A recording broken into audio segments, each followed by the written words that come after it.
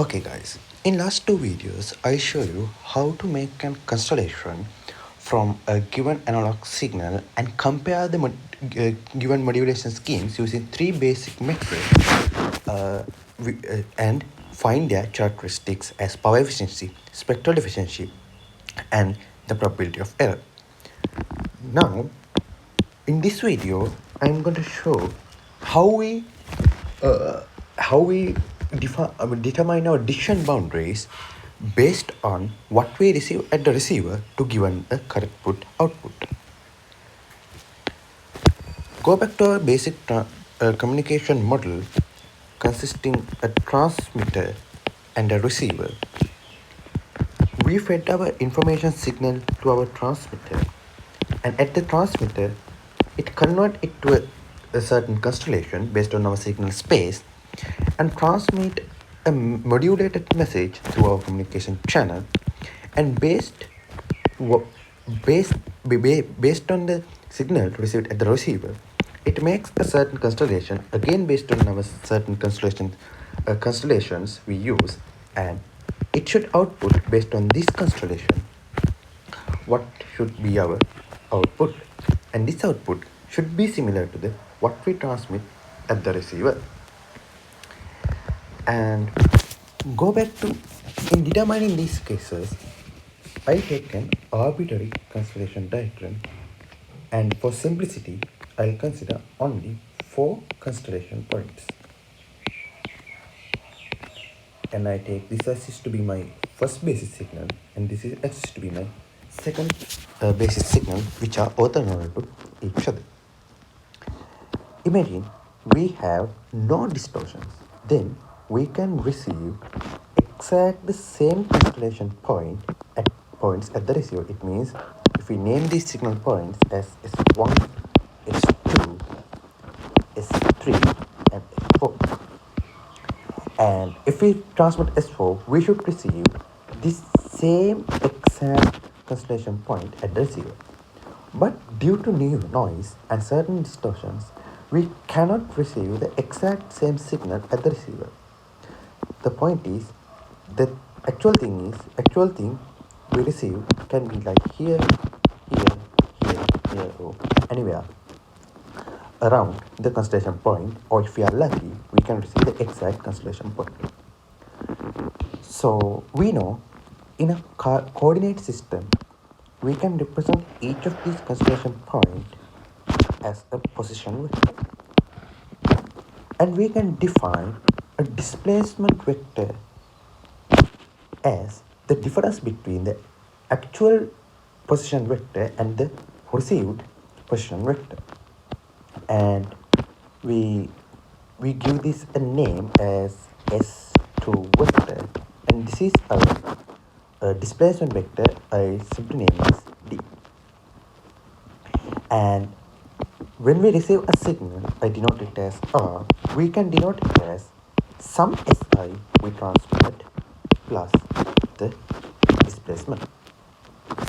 It means actually in this displacement, we only consider the displacement signals or noise components which are in our signal space. We don't want other simple case. In simple case, if we consider this my frequency spectrum and this my amplitude, if my channel has only bandwidth of this amount of bandwidth, I don't need to consider noise in this spectrum. I only need to consider the noise in my channel's bandwidth or my message signal's bandwidth. It is a simple illustration how to deal with it. It means we don't need to consider the entire distortion. We need only consider the distortion occurs in our signal space only. So with that, we haven't measured how much distortion it takes. But the thing is, we need to know how we distinguish each and those points related to these 4 signal constellations. It is actually, in other words, the point is, this point can be due to this point or S2, or this can be due to S1, or this can be possibly due to S4 or S3. We need some measure to distinguish each and each one of receiving signal into one of these 4 signal constellations, or if we have n constellation points, we have to distinguish which our the receiving signal should belong to one of our constellation points. We can do it in 2 ways. One way is I go back to my constellation diagram. One way is for simplicity, I only consider 4 constellation points again. One point is, let's say my receiving signal is this point. One way is I measure distances from this thing S1, S2, S3, S4. I measure distances. Let's say this is D2, D1, D4, and D3. I measure distance for each of my constellation points and take the minimum distance. I can determine minimum of D1, D2, D3, D4. And in this diagram, clearly the D2 is the minimum. And I decide this constellation, this signal should be due to this point. It cannot be accurate. Sometimes it is foundation. Sometimes this point can be due to S1 or S2, S3 or S4. But but since I need some measure to measure this, to make some conclusion, I'll use the simplest way. It means I choose the nearest point to my received signal as the correct decoding of my received signal. This is called minimum distance rule.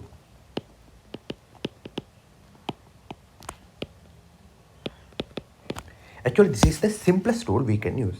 We just place our received signal's constellation point and see what is the closest point from our constellation points to that point and determine the determine our output based on that, the closest point.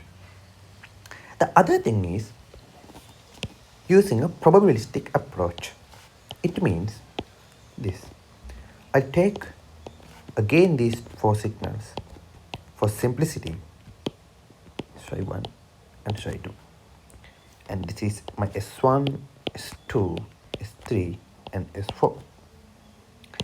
Let's say I transmit 20 signals as a test, because in practical systems I want some procedure to find the optimum signal. So let's say I transmit 20 signals, which consisting each of these signals 5 times. I transmit 20 times. Let's say I receive this constellation point or this point 8 times. I can divide this 8 times. Let's say I received this constellation point. Let's say this is my A 8 times. I can divide this 8 times to 4. Like when I transmitting S1 5 times, how many times it fall on to A and how many times it fall on to fall on to outside to A, and how many times I transmitting S2, it is going to fall on to A, and how many times when I transmitting S3, it is going to fall on to A, and how many times transmitting S4, it is going to transmit to it is going to be put onto A. Let's say when I transmitting S1, I got one output matched to the point A. When I transmit S2, I got 3 times, and when I transmitting S3, I got 0 times, and S4 I got 1 time. Actually, this is just an illustration. And let's say I received these signals 8 times. I want to match these numbers up, so I take this is 2 and this is 2. Based on this observation, I can clearly determine. Now I calculate the probabilities like this.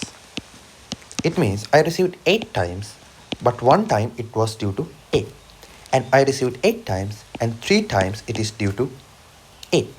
And I received 8 times, and 2 times it is due to S3. And 2 times it is due to S4. Clearly, S2 has the maximum probability. If I received A, the maximum chance it can be due to S2. This is not a robot example, this is just illustration, just to play with some numbers. And using those probability statistics, I can determine, because the highest chance that can be the highest possibility it should be due to S2 is 3 upon 8, which is the largest among these 4 values.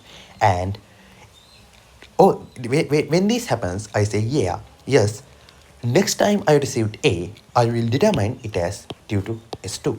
Because in the next time I receive, I don't know which signal I transmit. In this case, I know I transmit S1, I transmit S2, and I transmit S3, and I transmit S4.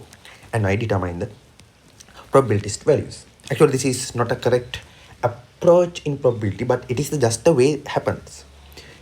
We determine the chances when I transmit S1, how many chances it has to fall on A, and how many chances it has to fall on when I transmit S2, how many chances it has to fall on A. When I transmit S3, how much chance it has to fall on to A, and when I transmit S4, how many chance it has to fall on to A. Okay, now we are going to do the next thing is we are going to make some we are actually showing these probabilistic manners. Let's say in this case we can determine clearly when I transmit S1, we can determine if it fall onto A, like using my probabilities knowledge, using in our A levels times, we can clearly see when I transmitting S1,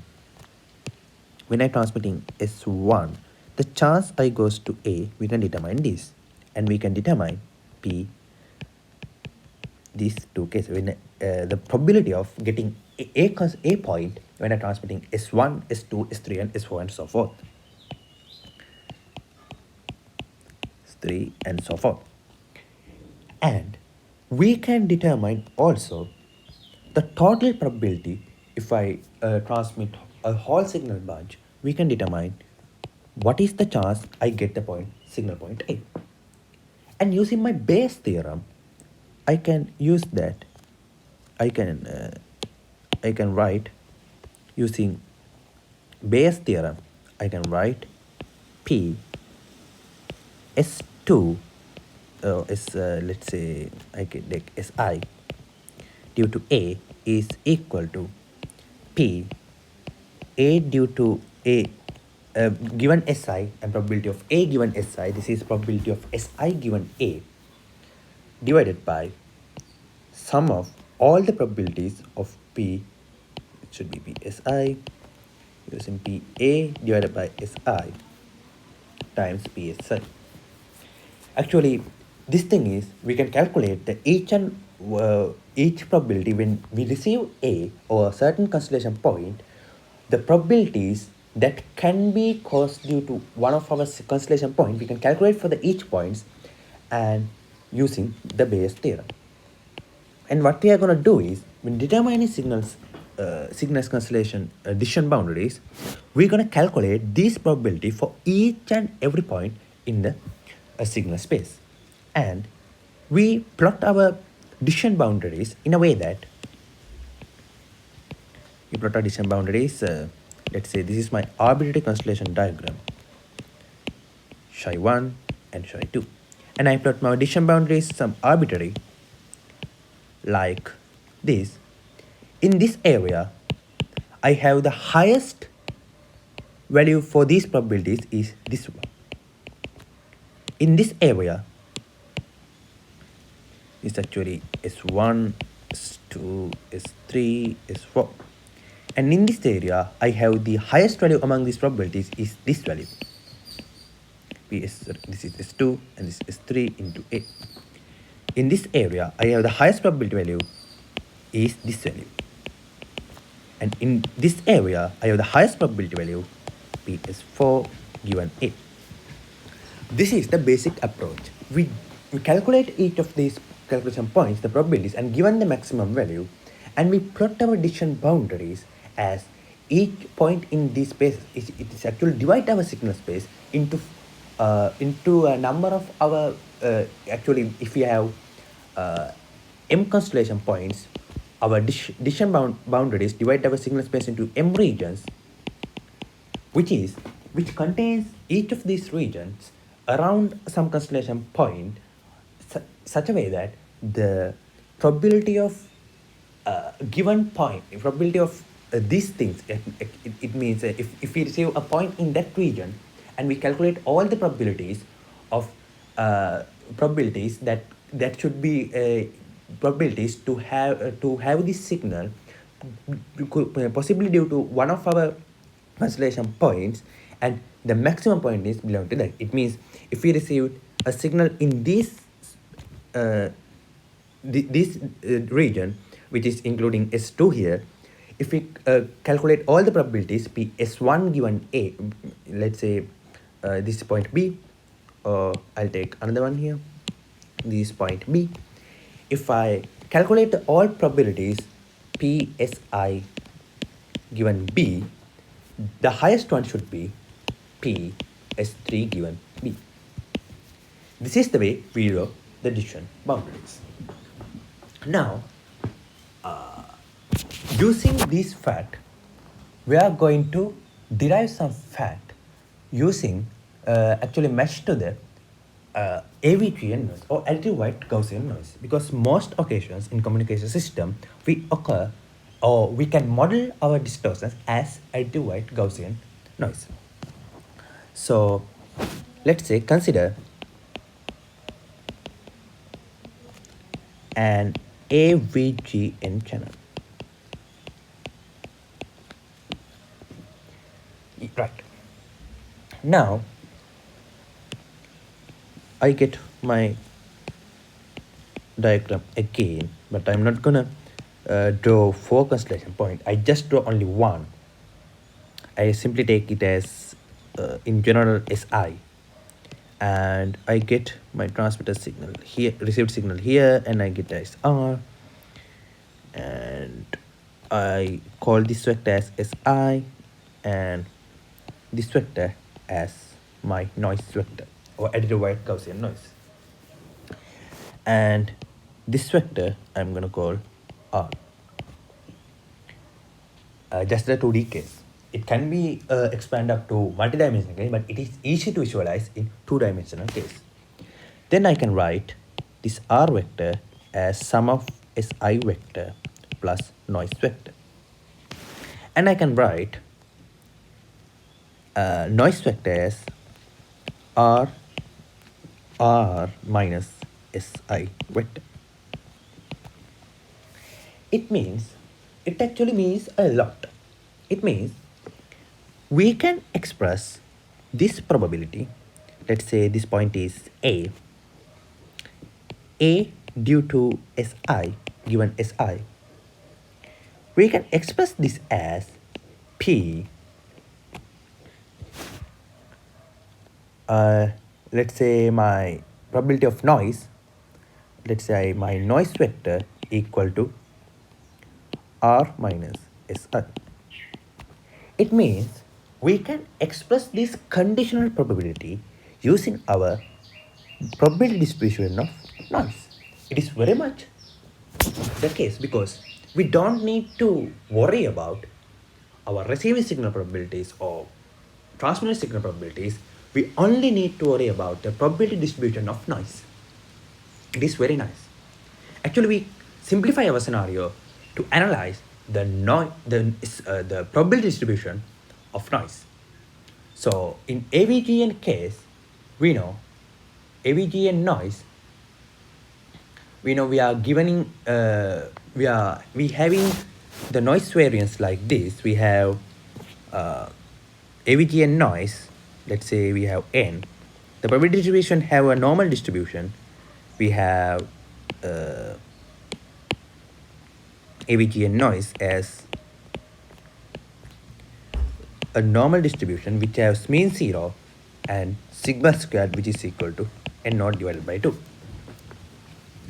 which is the our noise case. And we have also this as a distribution of 1 over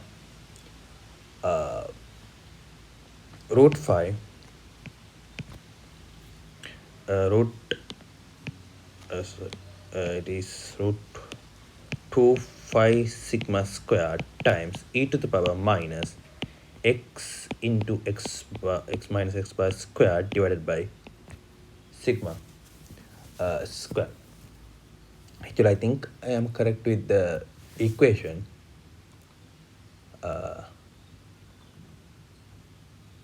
Yeah, I think correct.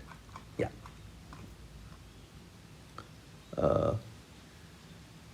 Yeah, it should be correct.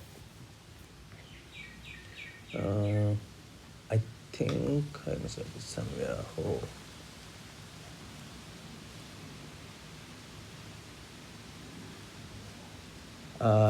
Yeah, it is actually this is 2 sigma squared, right? 2 sigma squared. Now I am correct, and this is my probability distribution. So the thing is, I am gonna calculate these probabilities for each and every signal I received, and I am gonna analyze this function on different receiving signals and find a way that how we can simplify this further more. So in order to do that, we need to know about these things. It means like that. Let's say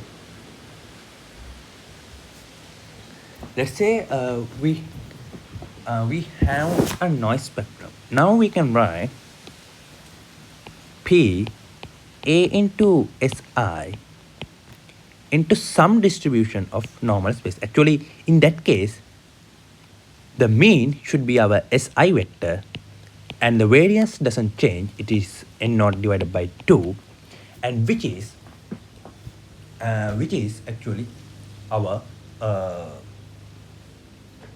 signal, because if we have that noise, it should be belong to our corresponding signal. Now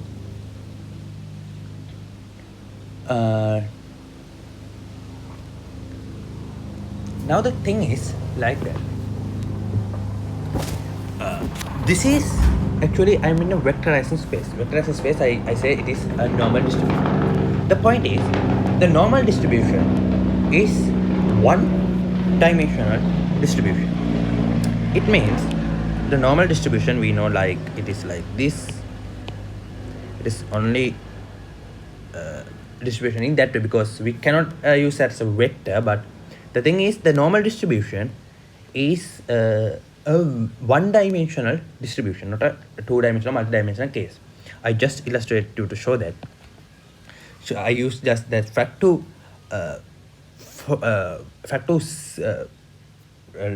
simplify these things. So we cannot use mean as a vector here. So we cannot use our Gaussian distribution simply as it is to our vector problem here, because we have here we have two distributions. It means, let's say I have this guy and I have this guy. Yes, so in two distributions I have this guy and sorry, I have this sort of distribution here as well. So we need to find about how to combine them. In multidimensional case, actually we can show that. I'm not going to into the derivation of this. I can show that in the multidimensional case, P,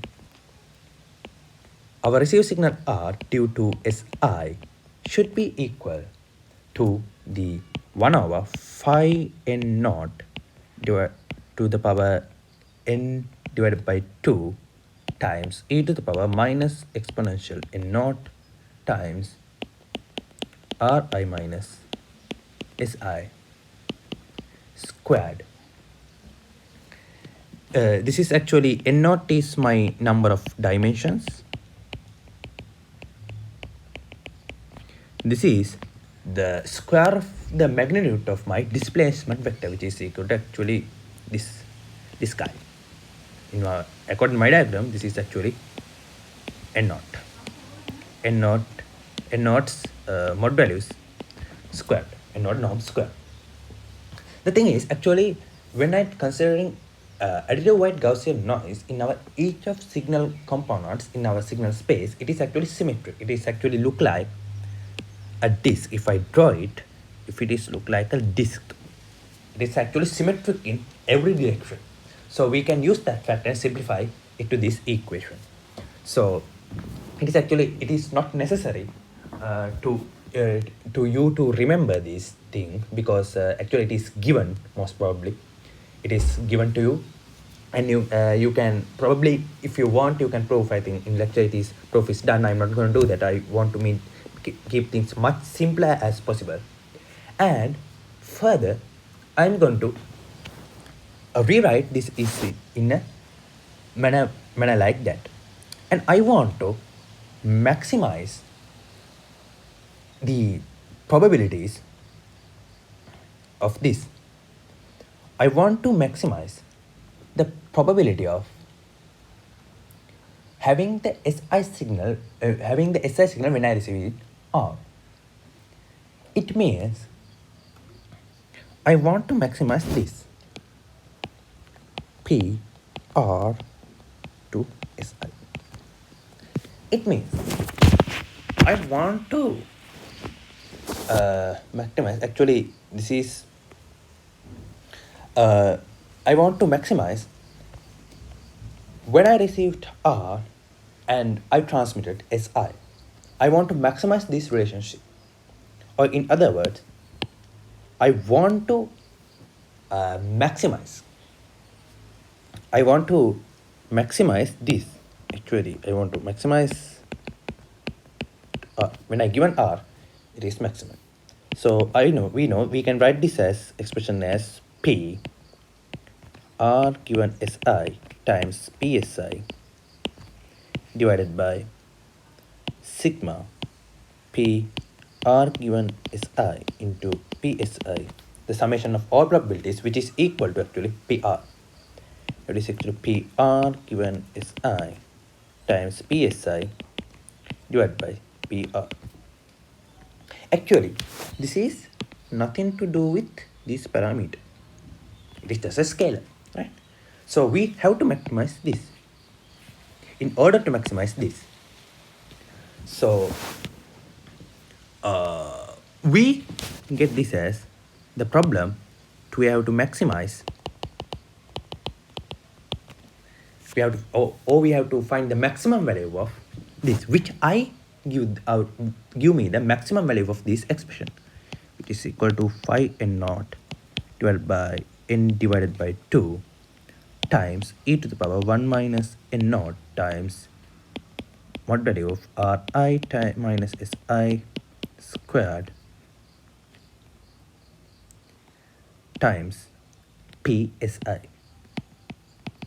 the probability of transmitting my SI signal.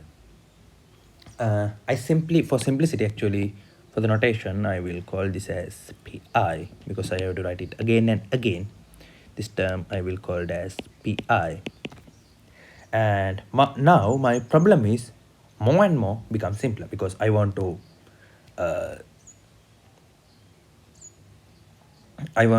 get the simpler notation within this. It means actually this thingy should be the other way around. When I receiving A, this thing should be the other way around. It is SI due to A. When I given SA, it is due to A, because when I given SA,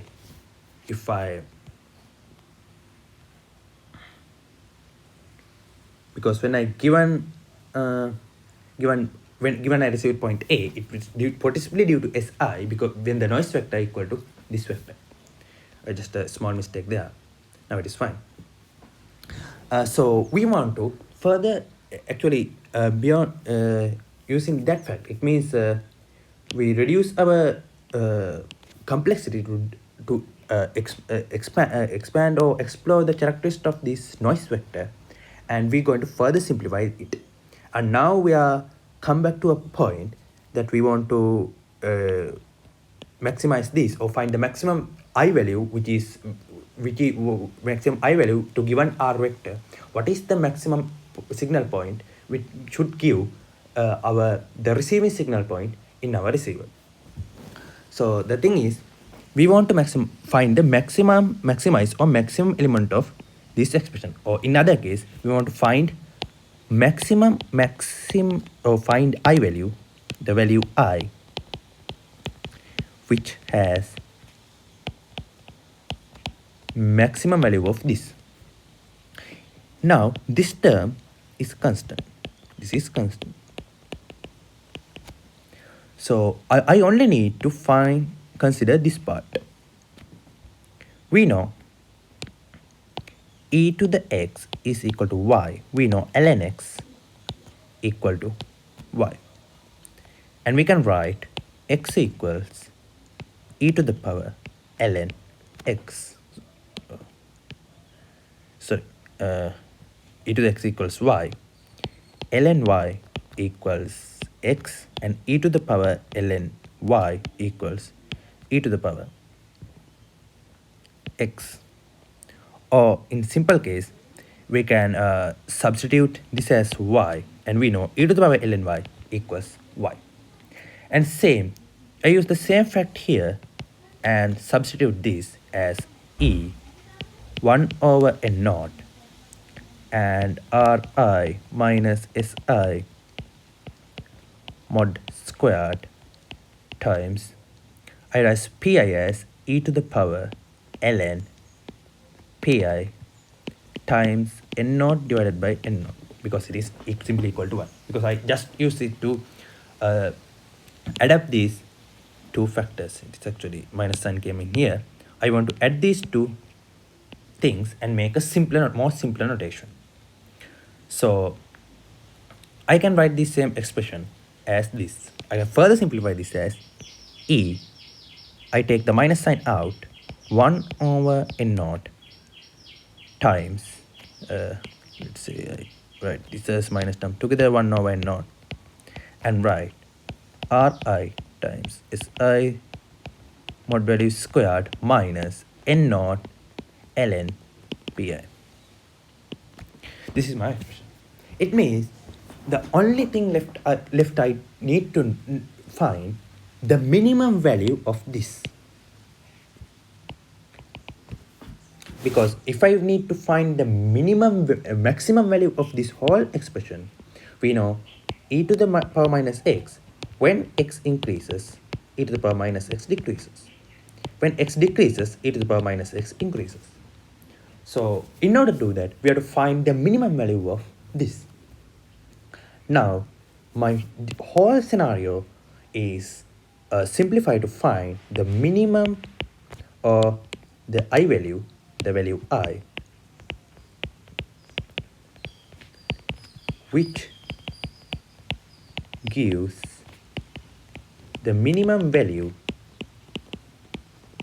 of minus 1 over n naught times ri minus si.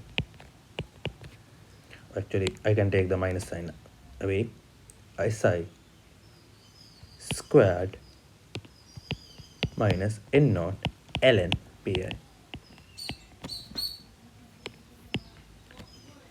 Since noise is constant, we can further neglect that term and only consider this part. This further simplify. This further simplify to find the minimum value of the expression only consisting these two parts. It means we have to consider only this part only. It's actually, this is not, into R. Not R, right? It can be any receiving signal. It should not be put I there because it is not only, it's an arbitrary receiving signal. And this n naught ln pi. We have only considered this part. So when we consider in this part, we can further reduce this. Further reduce this using the fact that we know x is a vector, x bar norm squared is given by x into x dot product. So we can use this factor as here, we can use this factor as r minus si times r minus si minus n naught ln pi. It is not actually vector, it is a probability. And we can further reduce this as receiving vector norm squared plus si norm squared minus 2 times r vector minus si dot product minus n naught pi. So n naught ln pi. Now the thing is,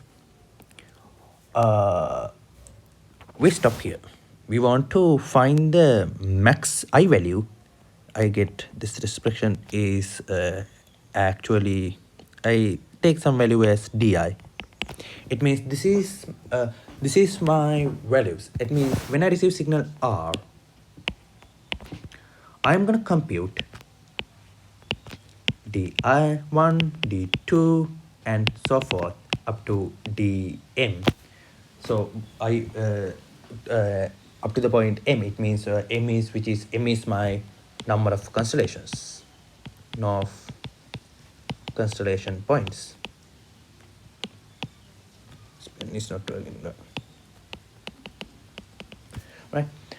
Constellation points, and I call this as this is my decision parameter, and I can when I calculate all these decision parameters, I can choose what is the maximum out of these di's, and according to that I can output what signal point I transmit, j. Let's say the maximum value is dj, so my output should be sj, or jth constellation point. It is very much simple. By looking that, we can see actually if we can deny that part as well, because this is a receiving signal power. It is actually no use, right? It is almost same in all expressions. We only vary that part. We can what is happening here? Okay. We can only consider this part if you want, right? Only call this part di if you want, because you see it is the only part varying with I. Now imagine two scenarios. One scenario is all signals have the same energy. Let's say my di variable, which I call the decision variable, or it is just a name, right? It is not a standard name, which I the name I make up to things, to explain things more clearer. My decision variable is equal to si squared minus 2 r si minus n naught ln pi. And the first scenario is we have all signal points of my constellation system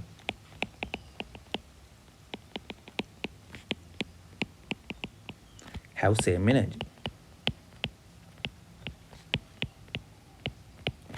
It means the si squared part same for all life.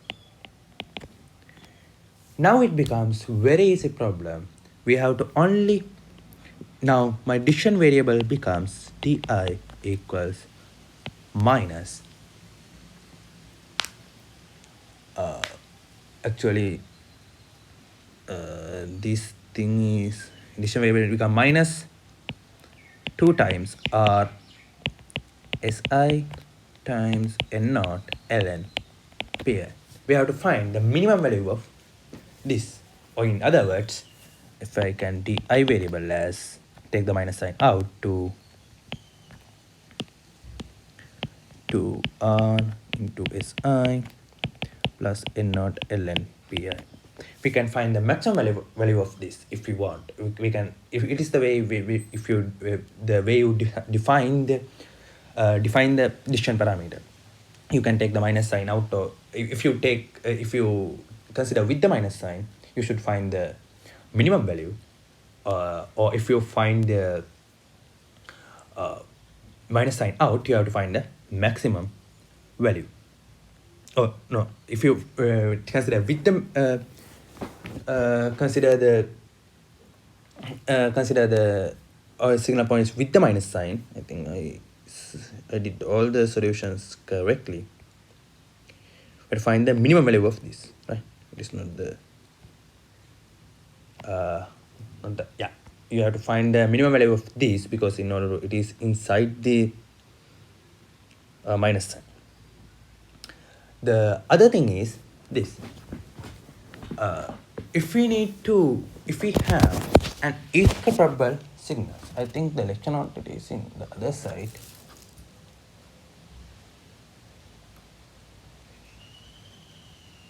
Yeah, we should minimize that. It is actually the I think when I write down it is minimizing. So this is correct. So the other scenario is we have equiprobable signals. It means the Pi is 1 over m for all I. So we can neglect the last part, and we have our decision variable as di as si squared minus 2r times si. So if we have to find this, we have to maximize this. The decision variable becomes this. The last part is, it is not very much funny. We have A and B together. It means we have the same signal energy and same probability together. So we have only left with our decision variable as di is minus 2r si. We have to find the minimum value of this or the maximum value of this. So we have to minimize this di or take the maximum value. The thing is actually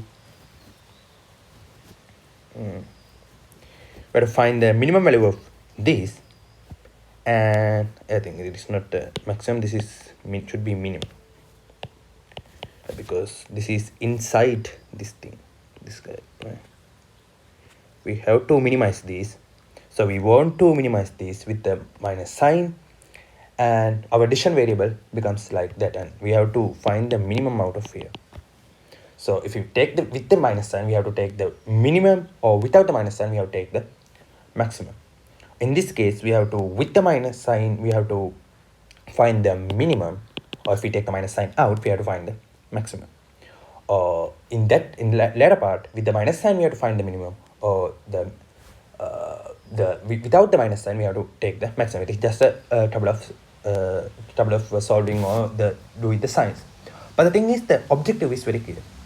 Now we are having that this thing we call maximum likelihood receiver.